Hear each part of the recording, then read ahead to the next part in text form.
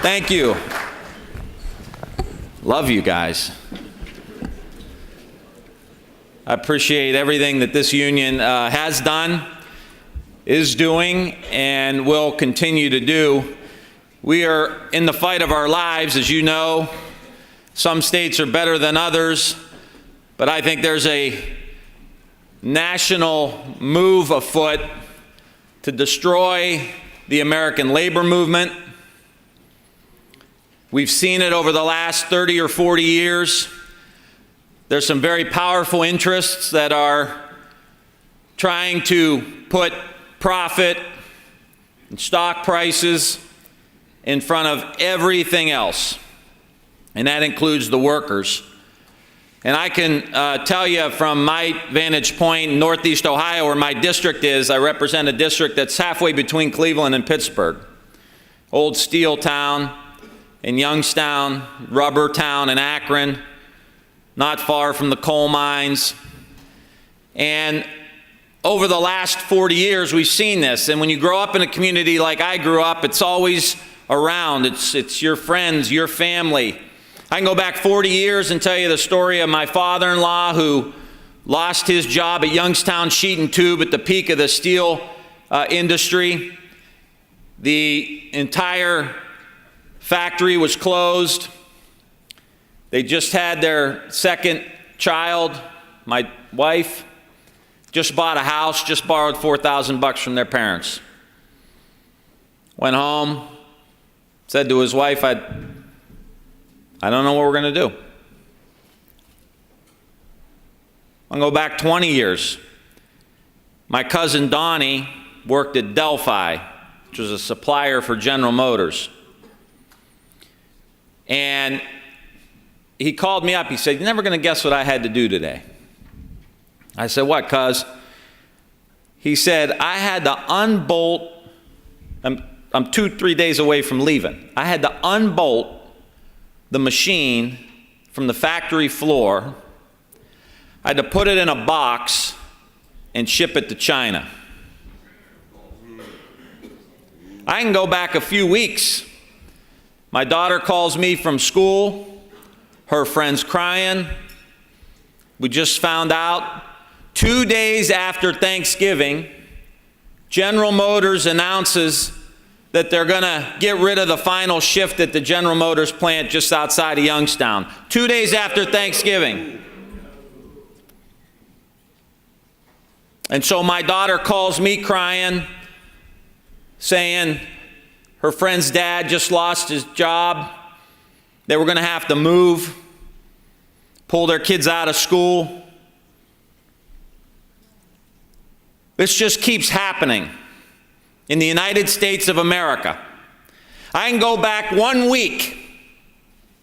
Saturday night, I start getting calls that the transportation company lays off 600 truck drivers on a Saturday night at 8 o'clock.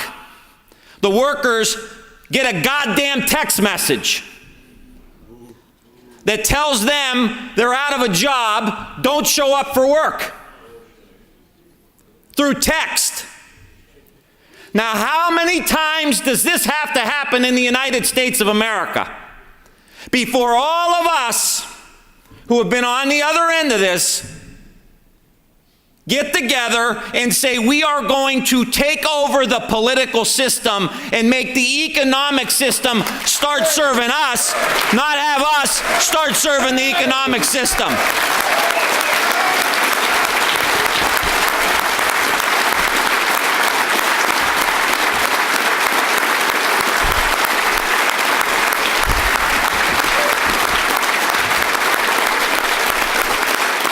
People are asking me, why are you running for president? Why? That's why.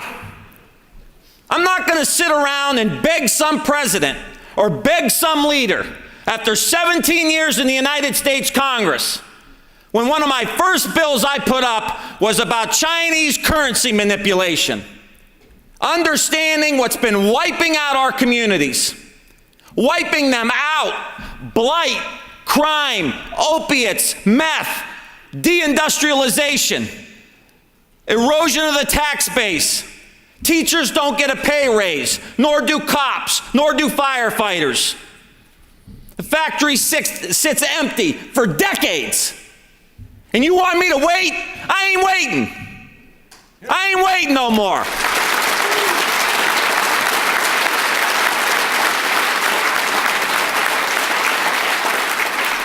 You know, I'm just a kid from Steel Country, old high school quarterback from Northeast Ohio, Friday Night Lights.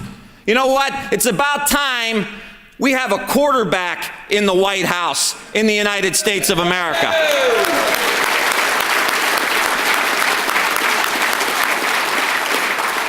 We're sitting here watching China right now. For the last 30 years, they're building islands in the South China Sea. They're building bases in Africa. They're signing long-term raw material contracts in Africa to pull out the appropriate minerals to feed their industrial machine. They've got a Belt Road Initiative that's moving their infrastructure into Europe, into the Middle East. They're making a play in South America. They have an idea of being number one in the top 10 growing industries in the world. Electric vehicles, solar, wind, space, aerospace, artificial intelligence. They got everything moving in one direction. And guess what? They're starting to make a move. While we're talking about blight and deindustrialization and closing factories, they're pushing ahead saying we are going to dominate the global economy. As your president, I will not let them do that. It will be the American economy that is going to thrive under a President Tim Ryan.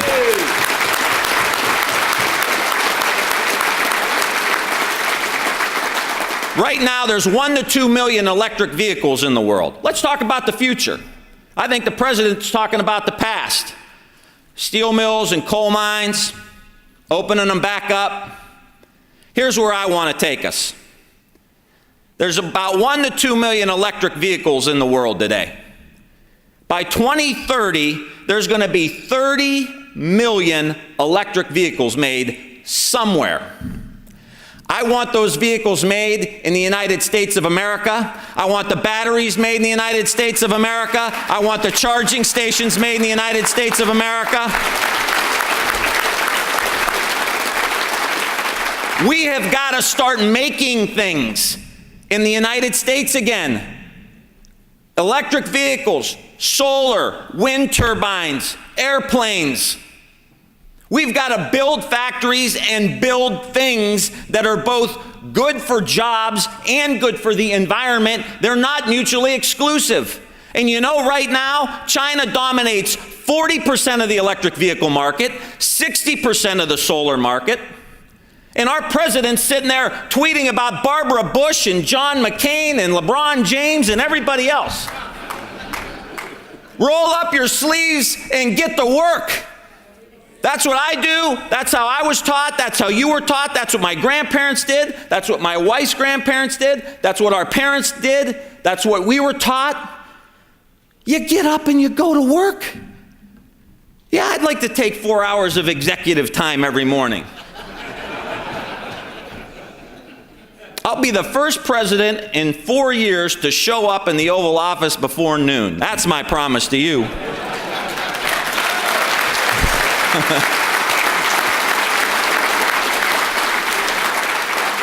But we work. And I will tell you that as your president, we're going to create an industrial policy in the United States. And we're going to sit down and we're going to build a team and we're going to have the private sector there and the government and the educational institutions. We're going to make sure everybody's on the same page, and we're going to say, how can we dominate the electric vehicle market? And then the next week, we're going to have another meeting. How are we going to dominate the solar market? Then the next week, we're going to have another meeting. How are we going to dominate the wind market? And AI, and additive, and all of these things that are moving into the future. How are we going to continue to build the best, most technologically advanced airplanes in the world? In the United States. That's how we resuscitate our economy. And most importantly, how do we cut the worker in on the damn deal? You gotta cut the worker in on the deal.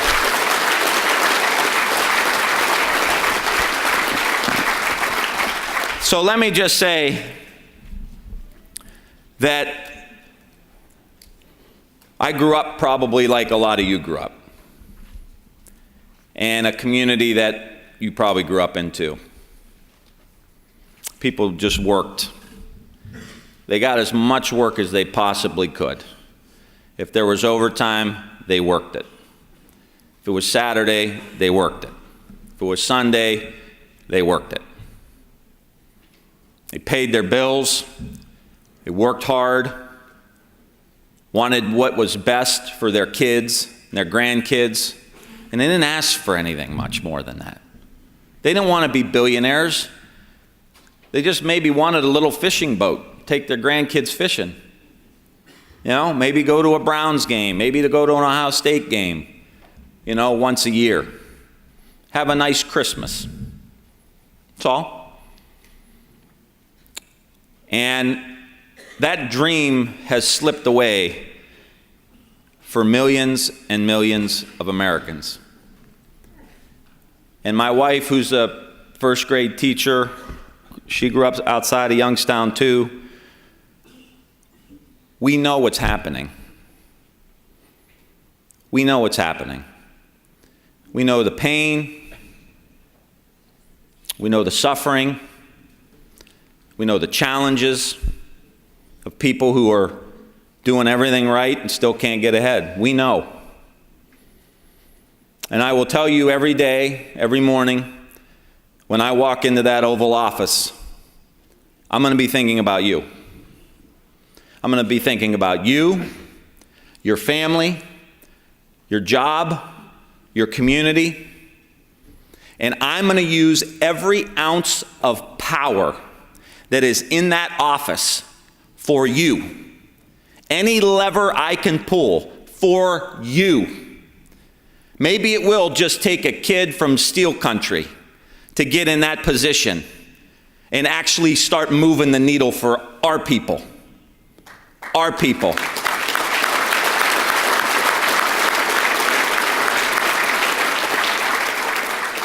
We try to, the president tries to divide us. White, black, brown, gay, straight, figure out a way to just keep dividing the middle class, slicing and dicing us up so we're not united. We got to unite. We've got to come together and start changing the trajectory of this country. And while I do know deeply the fears, the challenges, and everything that we all have, because we have them too. But what I know best is what you want for your kids. Your hopes, your dreams, your aspirations for them. And for us to give them a better life than we had. Not to leave them this mess that's been created over the last 30 years. We are going to change this. There is a move afoot in this country. People are fed up, they're tired, they're sick of it. They're sick of this economic system just pushing you down. You work hard and then at the end, you don't even know if you're going to get your pension in some of these companies when they close. Company goes belly up, workers last in line. I got a bill that takes the worker in a bankruptcy, puts you first in line when the company closes.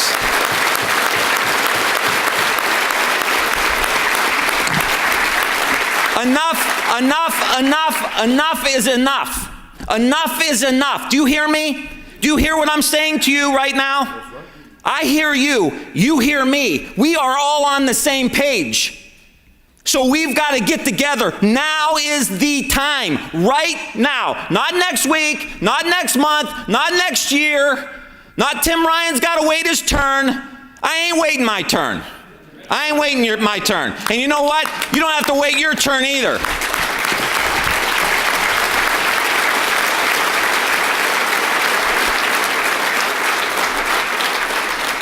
We have done it before, and we're going to do it again.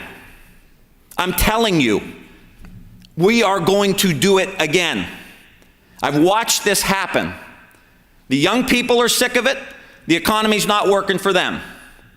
I see a few people with gray hair in here. You're sick of it. That's why you got gray hair. And you know who you are. Some of you try to hide it. It ain't working. We all know. I'm in Congress. It's like dog years. You know what I mean? I got some gray too. It's all right. But we know, and we're going to change it. You and I, the American people, for a variety of different reasons, these systems aren't working. We're going to have a compassionate country. We're going to have a country where it's okay to care about each other. I played on a lot of sports teams in my day. Not one of them was successful where the players didn't absolutely care about each other. If we were winning, it's because we loved each other. Didn't always like each other, but we loved each other and we cared about each other, and each other mattered. Now it's divide, divide, divide, and nobody's winning but the top 1% who controls 90% of the wealth. Is that a coincidence? We're divided, they're rich. Is that a coincidence? I don't think so. So I know you're hungry and you want to probably get to lunch, so I got one last story for you. About Muhammad Ali. Remember the champ? So the champ, evidently, a few years back, somebody went up to him and said, "Hey, champ, I saw one of your fights." You know, the champ had a little high-pitched voice. He'd say, "Oh, yeah.